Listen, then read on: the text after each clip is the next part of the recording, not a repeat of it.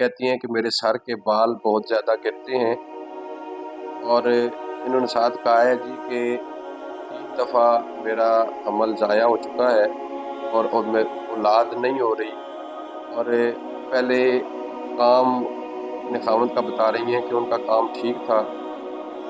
ये खुद भी जॉब कर रही हैं, ये खुद भी जॉब करती हैं। कहती हैं जी कि पहले हमारा घर का काम ठीक थे, लेकिन अब रिज़्क में भी बहुत ज़्यादा तंगी और कमी आ रही है। और जी इनके ये 3 सवाल हैं।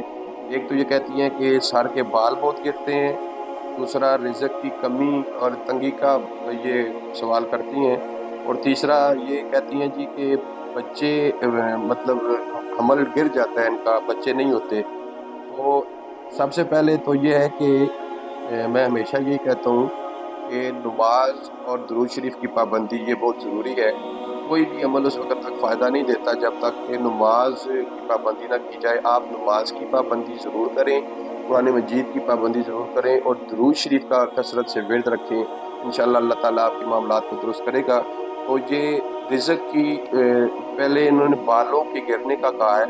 बालों के गिरने और रिज़्क के लिए आप मेरी बहन सुबह शाम एक-एक दफ़ा सूरह शम्स की तिलावत ज़रूर कर लिया करें। अव्वल आखिर दुरूद शरीफ पढ़ के सूरह शम्स की तिलावत करें इंशाअल्लाह। और मैं इसको सूरह शम्स को पढ़ के आप किसी भी तेल वगैरह पे दम करके ये सर पे लगाएं। इंशाअल्लाह इसके करने से आपके बालों का मसला हल होगा और रिज़्क की भी इंशाअल्लाह बरकत होगी।